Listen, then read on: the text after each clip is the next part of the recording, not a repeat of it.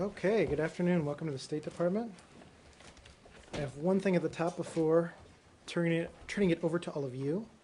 The United States is gravely concerned by the violent clashes in Sidon, Lebanon. We condemn in the strongest terms the attacks by militants against the Lebanese armed forces, which have resulted in the deaths of a number of soldiers and civilians. We strongly support the calls for calm issued by President Suleiman, caretaker Prime Minister Mikati, future movement leader Saad Hariri, and other political and religious leaders. The United States praises the efforts of the LAF and internal security forces in working with political leaders to maintain peace and stability, and renews its commitment to continue providing training and equipment to assist security forces in their critical role in preserving Lebanon's unity. The United States is fully committed to Lebanon's stability, sovereignty, and independence. This is the time for the international community to stand with Lebanon and responsible Lebanese leaders in defense of the interests of the Lebanese people for a stable and sovereign country. Having said that, I will turn it over to all of you. Patrick, can you start off by telling us where the U.S. has requested extradition of Edward Snowden or otherwise made other diplomatic requests? I understand there's no extradition treaty with Russia, for example, but can you confirm that there has been a request for his return or by via any kind of diplomatic channel? And also to the larger issue, how will the State Department try to pursue his return from countries that may or may not, that may have chilly relations with the U.S.? So let me just speak broadly that we, over the weekend, the United States has been in touch via diplomatic and law enforcement channels with a number of countries which Mr. Snowden might transit or that could serve as final destinations. I'm not going to get into the detail of all the diplomatic exchanges, but we're advising these governments that Mr. Snowden is wanted on serious felony charges, and as such, he should not be allowed to proceed in any further international travel, other than as necessary to return to the United States. So that's the broad point that we're making to a series of governments, regardless of the overall relationship. These are the kind of messages that we're relaying, that we want the law enforcement cooperation, if necessary, from these countries. I will make a larger point about what happened in Hong Kong. We are deeply disappointed by the decision of the authorities in Hong Kong to permit Mr. Snowden to flee despite a legally valid U.S. request to arrest him for purposes of his extradition under the U.S.-Hong Kong Surrender Agreement. We've registered our strong objections to the authorities in Hong Kong as well as to the Chinese government through diplomatic channels, and we've noted that such behavior is detrimental to U.S.-Hong Kong and U.S.-China bilateral relations.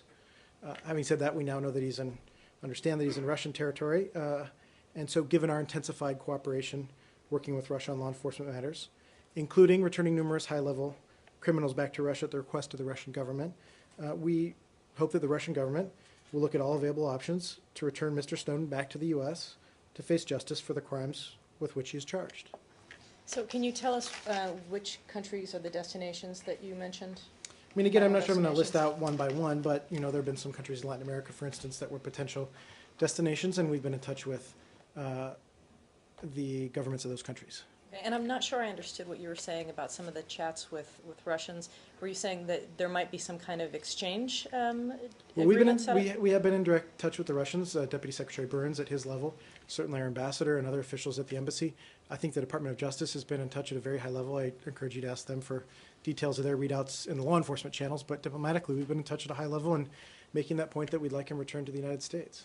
So is it your understanding that he's still in Russian territory?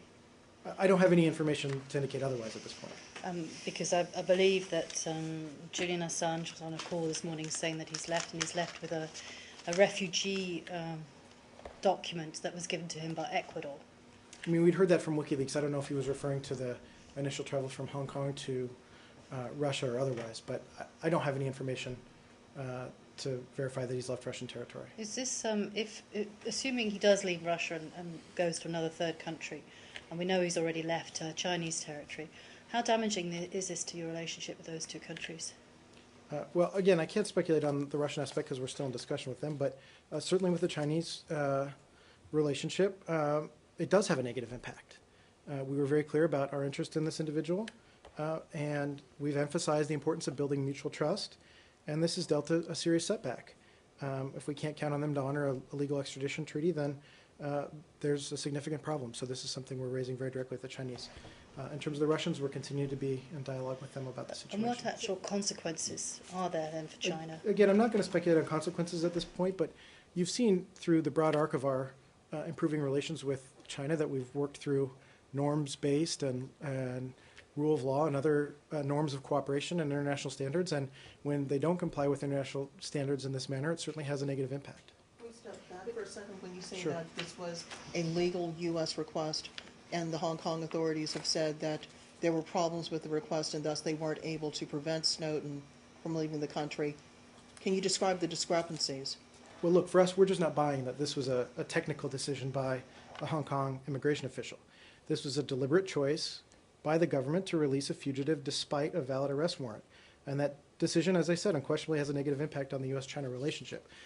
In terms of, again, some of us have talked about the passport or some of the different technical measures that were taken in terms of a passport or travel documents. Again, we have to be a little bit careful because of the Privacy Act and talking about specific passports. But I do want to walk you through all the broader frame of what we do with passports here at the State Department. We do revoke passports at the request of law enforcement authorities. We do so expeditiously when the request is received. When the Department of State revokes a passport, that information is shared through databases accessible by law enforcement and various border agencies around the world, including Interpol, to prevent persons from traveling on revoked passports. And then, though the Privacy Act prohibits me from talking about Mr. Snowden's passport specifically, I can say that the Hong Kong authorities were well aware of our interest in Mr. Snowden and had plenty of time to have prohibited his travel. So they were well aware. Clearly, the Department of Justice can provide you more granularity on the day-by-day actions we took in terms of sharing information with them, including some of the public information that's available. Jill, go ahead. Patrick, when you say just not buying it, I mean, that's pretty strong for a diplomat. What is going on here? I mean, how can you, what does that say about the relationship with China if they can defiantly just push it back in your face and the Russians so far are not cooperating either? Well, again, I can't speculate or get in the heads of another country or on their motivations. But as I mentioned before, what we're trying to work through the Chinese with on our broader relationship are healthy norms of cooperation based on international standards. And so when you have something that is a relatively straightforward law enforcement cooperation matter and it's not dealt with that way, it has an impact. And the impact again, I mean, just, Again, you I can't know tell that specifically, but I mean, even areas, economically, diplomatically. I don't want to what? speculate. This just happened, less than 24 hours ago or a little more than 24 hours ago. And so I don't want to speculate, but certainly for us, this is not in the pattern of some of the more positive steps we've seen with China in terms of increased collaboration and cooperation across a broad area of subjects. Josh, go ahead. So you're placing the blame pretty squarely here on the Beijing government, not the Hong Kong government. You talk about the U.S.-China relationship. Can you talk about the pieces of evidence that you've seen that assure you that this was a decision made in Beijing and not in Hong Kong? I mean, I'll leave it up to the Hong Kong authorities to describe their decision-making in relationship to the central government. But as I said, this will have an impact both on U.S.-Hong Kong relations and on U.S.-China relations. You're talking about U.S.-China relations, so you at least have come to the conclusion that Beijing was involved in this decision-making in some... Again, as we said, this is not a technical sort of immigration paperwork kind of matter taken at the Hong Kong level. So Beijing was involved? I mean, again, I'll let them clarify, but I think you all know the legal status of Hong Kong. I don't have to provide more detail. Is there on another that. reason that U.S.-China relationship which suffered due to a decision made by the Hong Kong Again, authorities we're alone? concerned because of this specific incident, yes. Guy, go ahead. Sorry to go around in a circle on this Sure. with you, Patrick, but just to clarify, so the Secretary of State said there will be consequences for these countries that facilitate Mr. Snowden's flight, and you're just not commenting now on what those consequences would be? Is that... Nor did the Secretary yet. I mean, this is something that's just happened, but the point is, whether we have a really solid and warm relationship with the country or a less cooperative relationship, there are international standards of law enforcement cooperation that are important, and we expect other countries to abide by these international standards. Thank you. It has a consequence on our ability to have the wider range of the relationship. I understand that the Ecuadorian foreign minister made a statement this morning saying that they've received a request from Mr. Snowden for asylum, Yeah. and that they were considering it. But has the U.S. had any kind of exchange with Ecuador on this matter at all yet? We have been in touch with Ecuador. As I mentioned, there are a number of countries that were potential destinations we've been in touch with, and we've made our point clear, that, as I said, that this is somebody who is wanted on criminal felony charges here in the United States, and we'd like him returned to the United States to face justice. What about Cuba? Has the U.S. had any contact with Cuba? I'll have to check if that was directly or through our interest section or how we might have had communication with Cuba, but certainly they were one of the interested parties. I'd have to check on the actual mode of that communication, but we do have ways of getting in touch with the Cuban government, certainly. And Patrick, in terms of, what you can really do, other than, let's say, urging them or pushing them to do something, what can the United States do to get him back at this point? Again, I'm just not going to speculate exactly, but you know how relationships work. We have broad relationships, and we cooperate on interests of mutual concern. And so there's an ability to cooperate more or less on areas of mutual concern. And that's how... I mean, to actually get him, not, Oh, in down terms the of actually road. getting him? Right now, yeah. Well, we'll continue to work through law enforcement channels. I think, I really refer to the Department of Justice for the outreach they've done through law enforcement channels, but they've been pretty clear to these countries and to Russia in particular our interest in why we'd like him returned to face justice for these very serious criminal charges. And this morning, in a call-in with Julian Assange, he said that the U.S. is bullying these other countries. What do you say to that? Well, Jill, I reject that. I mean, we are having a normal diplomatic and law enforcement conversation with these countries about somebody who's charged with serious felony charges. That doesn't mean that he's guilty. It means that he should face justice, just as everybody does in our system. Well, in light of that, the South China Morning Post has just published a new report in which it quotes Snowden as saying that he deliberately took the job with Booz Allen Hamilton in order to be able to obtain information that he could then leak. Does this change, heighten the desire of the U.S. government to bring him in? Well, And are you concerned that he may, if he perhaps is still in Russia, may be sharing some of that information? Look, I can't speculate on motivations. Clearly, an oath was violated. Clearly, when you disclose sensitive national security information, classified information, that's a violation of the law. And so for us, those are very serious charges. And I can't speculate on why he did so, but clearly it does harm to the United States. And in a related vein, are you able to say, either in general terms or in specific terms, how many contractors are working for the U.S. State Department on intelligence matters, since that is part and parcel of the work that happens, information that has to be kept classified? Again, I'm not sure that I could get into the level or number of people that have security clearances or work in our Bureau of Intelligence and Research, but we do have communication clearly with the intelligence community. I'm just probably not going to be able to get into a precise number there. But are they all civilian employees of the State Department, or are they contractors? I mean, we have civilians, and we also have contractors who work and do tasks for the State Department. I don't know for each level of handling of information who would be doing that, but Thanks. You talked in some detail about U.S. interactions with the Hong Kong government Yep. before Snowden left Hong Kong. Could you talk in a similar level of detail about U.S. interactions with the Beijing government before Snowden left? just to say that this was raised at a high level as well with the government in Beijing, at the ambassadorial level. Has Interpol put out a red notice, or has the administration asked Interpol to put out a red notice at this My point? colleague Jay Carney talked about this a little bit already at his briefing and described that. I really refer to DOJ, but my understanding is red notices are for people where we don't know where they are. So I'm not aware one way or another whether we have.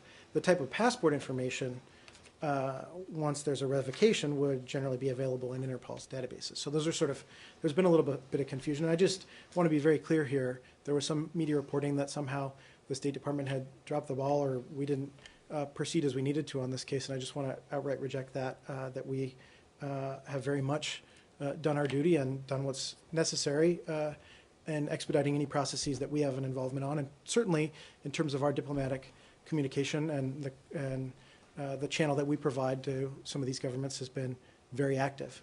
So I just want to reject some of that reporting. Obviously, because of the Privacy Act, there's some restrictions on how much I can say, but it has been frustrating to some of us to watch some news reporting implying something in that direction, which just simply is not true. It's been noted, just to follow up very quickly, that the U.S. has been pretty critical of countries like China and Russia for their freedom of speech rights or their human rights. And so it would come as little surprise where China or Russia would not be particularly aggressive in helping the U.S. bring Snowden back or extradite him in any way.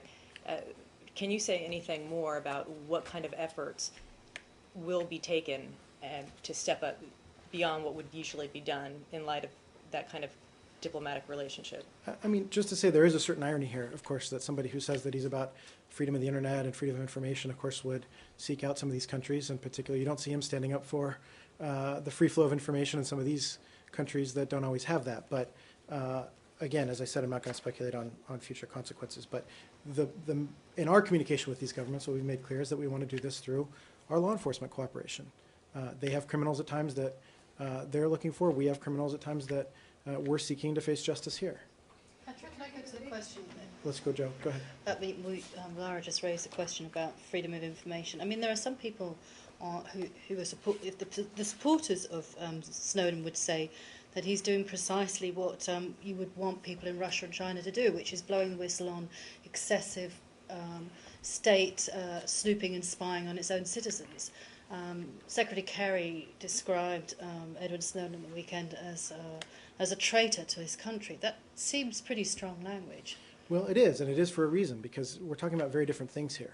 On the one hand, you're talking about some of our intelligence programs, which, again, I can't always get into detail, but broadly speaking, are to help keep us safe, to go after terrorists, and that are done in a legal way through our different branches of government, including with judicial oversight, including through the Congress. And so this is rules-based and done in that manner, in contrast to some countries who are trying to rob economic information or go after human rights organizations or people trying to speak freely in their own country. So they're very different ideas, and they shouldn't be conflated. You could argue that Edward Snowden, all he did was actually tell us what's going on. He didn't actually leak any of the information that was garnered through those programs. He just told us it was happening. From our perspective, he leaked classified information, and that's a serious crime in this country. Having said that, the United States has long been a supporter of freedom of access to the internet, of free communication, and certainly we do these programs to help keep the American people safe and to help keep people safe in other countries by sharing tips on terrorists, potential terrorist attacks, and to keep others safe. So there's really a pretty strong distinction there, and we feel pretty strongly about it. Patrick, Joe? this is almost more a technical question. The WikiLeaks people have described some type of asylum document that he traveled on. If his passport is revoked, can you actually travel on what is an asylum document, and can you travel on it? Does that mean anything to you? You know, I'm not familiar with the Ecuadorian legal system and with what travel documents they may have or under what grounds they would do it. I just can't speculate on that. For us, the U.S. passport is a primary mode of travel for U.S. citizens.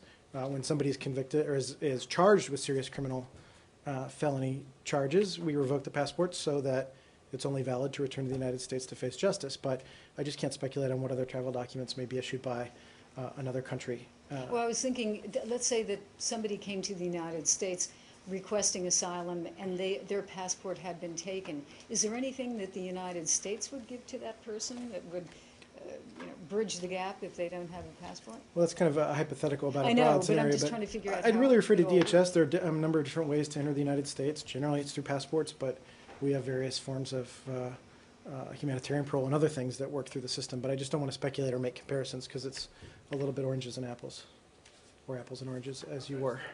Absolutely clear. The oath that you're saying he violated, this is an oath that he took as when he was a contractor for the NSA or when he was working for the CIA? Well, all of us who have access to classified information clearly make a pledge to our country and to protect that information. And so disclosing that information is a serious violation of our laws and of our standards and of the behavior we have within this government. So it's when he was a contractor that he took that oath? It includes contractors who have access to this information as well. Okay. Among the countries, just to close this loop, among the countries that the U.S. is talking to, would that include Iceland? There's been some mention that he's applied for asylum in Iceland as well. You know, I'm not sure if we've been in touch with Iceland. Again, I'm not sure I can get into every single country, but broadly speaking, the ones that you're seeing in the press are the countries we're in touch with, yes. Okay. Julian Assange said that he had applied for asylum in Iceland, so, I hadn't checked on that one in particular. okay. The Hong Kong government offered a public explanation that our extradition request wasn't completed in a full and lawful manner. Explanation you've just rejected. Did the Beijing government make a similar argument, or did they have a separate argument? I'm not sure about their argument, but we vehemently disagree with that characterization by the Hong Kong authorities, and I think the Department of Justice has laid out in pretty clear terms the type of information they provided and why it was legally valid in our opinion. Well, what about the Beijing government? What's their explanation? Again, I'm not sure if they provided an explanation. You'd have to ask them. Luis. Patrick, in the high-level discussions underway with the Russian government right now, have we communicated to them the potential consequences they could face if they allow him to transit through? Again, beyond saying that we've discussed how we've had an intensified pattern of law enforcement cooperation, how it's important to us. I'm really not going to get into the details of our diplomatic exchange, but I think you can tell by the sort of level of engagement that we've had that we take it very seriously, and I think the Russians certainly understand that. If you're making these pronouncements to countries in the Western Hemisphere, are you making them equally as strong to Russia? We're making it clear across the board, regardless of which country he's in, we do have a strong interest in him returning. Okay. Other topics? Okay. Patrick, I'm sorry, I wasn't here on Friday, and Yep. you may have already given an update on this, but the talks between Cuban and American postal officials about possibly reestablishing direct mail between the two nations. Do you have an update on how those talks went? I believe they were held here in Washington on Thursday and Friday. So these are the direct mail talks? Yeah. Okay. So just to say that the establishment of direct transportation mail between the United States and Cuba is consistent with our goal of promoting the free flow of information to, from, and within Cuba. On June 18th and 19th, so that's last week, representatives from the State Department and the U.S. Postal Service met with representatives from the government of Cuba to discuss establishing direct transportation of mail between the United States and Cuba. And just to reiterate, and I think Jen said this last week, the Cuban Democracy Act of 1992 states that the U.S. Postal Service shall take such actions as are necessary to provide direct mail service to and from Cuba. So the two sides continue to work on this, and as a result, we'll pursue means to open channels of regular communication related to mail security and operations. So direct mail is not being reestablished as a result of these talks? We didn't establish a specific timeline for initiating direct transportation, but this is something that we'll continue to work on with them. Do you know, have you got anything for us on when the next round of talks will be? I don't have a date on the next round, but this is something that, in the past we'd had some fairly regular discussion of and has now been back on the agenda between both countries. But I just don't have an update on when the next meeting might be. Thank you. Go ahead. The Syrian Foreign Minister said that the regime will go to the Geneva conference, but no way will transfer the power to the opposition. Did you see that statement? I did see it. I mean, these comments are unfortunate, but not surprising. We think that a negotiated political settlement through the Geneva talks stipulates the transfer of full executive power to a transitional government. And so that's been our clear interpretation of the Geneva communique. And we've made clear to the Russians that in bringing the regime to the table, that is going to be on the agenda. So we've been very clear about that. So the Syrian government's saying they're not going to talk about that. Doesn't it really negate the value of holding a conference? Well, I mean, look, unfortunately, the Syrian regime's lack of commitment to negotiations thus far is apparent. The increasing involvement of Iran and Hezbollah and the regime's use of chemical weapons threaten to put a political settlement farther out of reach. So when we announced this process, we said the conference would be convened as soon as practical. That means as soon as it's determined, in partnership with the UN and with our international partners, including the Russians, that we've done the necessary preparations to bring the parties together for meaningful negotiations and move forward toward a political solution. And that's very much under the Geneva I framework. So those are the terms, and we'll continue to press for that. Just to say that Under Secretary Sherman and Ambassador Ford are departing, I believe, tonight for meetings tomorrow with their UN and Russian counterparts in Geneva to take stock. So we'll continue to work through these. And sorry. Go ahead. Go Is ahead. Assistant Secretary Jones going with them? I'm not sure if Assistant Secretary Jones is on. I think she's with the Secretary as they Oh, go to Kuwait and the rest of the bilateral agenda there. so British Foreign Secretary William Hague said today at a press conference at the UN that the renewed government offensive against the opposition forces is harming any chances of holding this peace conference. Doesn't the picture look pretty gloomy at the moment? Well, I said, again, the increasing role of Hezbollah and Iran, it does put a political settlement farther away, but that doesn't mean that we're going to stop diligently pursuing one, because we think it's the surest and most effective way to end this crisis. Just to give a ground update, I know some of you want to get a daily check-in, but our understanding is that clashes continued this weekend around Aleppo, where the opposition is fighting to reverse recent regime gains. We note reports that regime militias in Aleppo executed 50 citizens in the southern neighborhood of Mazraa and shot 18 civilians in Douma. So the Assad regime and its supporters and all others who continue to commit crimes against the Syrian people should know that the world is watching and they will be identified and held accountable. At the same time, you've also seen, of course, that the opposition is pushing forward and working to make gains in the same area of Aleppo as well. So are you hopeful that tomorrow they will be able to set a date for this conference? Again, I don't want to look into the crystal ball and predict one way or another. It's about the conditions being right. We think that the political solution is the most enduring way to end this crisis, but the conditions have to be ripe, and so we'll continue to push forward and do the best we can, but clearly there's a lot of work to continue to do. Jill? This is another subject. Yep.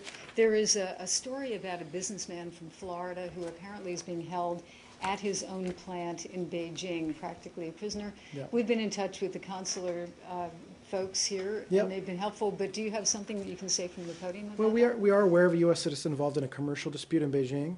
We're actively monitoring the situation, and we ask that the Chinese government work with appropriate authorities to ensure his safety and security.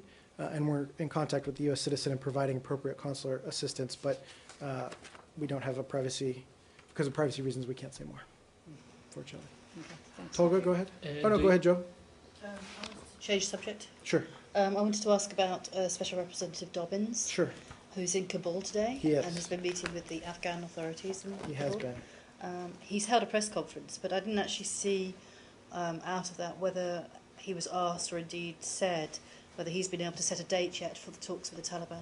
Can you help us on that? Well, he hasn't yet. I haven't seen the transcript of his press availability, but I was able to confirm that he did not meet with the Taliban. And currently, he anticipates onward stops in Islamabad, Pakistan, and New Delhi, India. But we don't have further details on potential stops beyond that at this time.